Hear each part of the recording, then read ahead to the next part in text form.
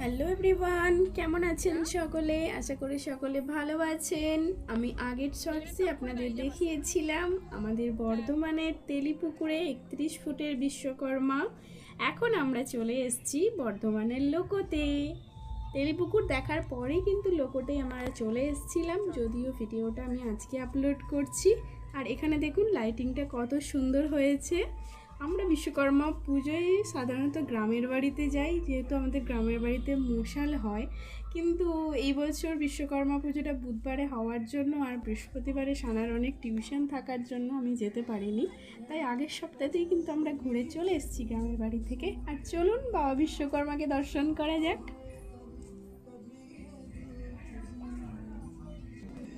আপনারা কোথায় কোথায় ঘুরলেন অবশ্যই কমেন্টে জানাবেন।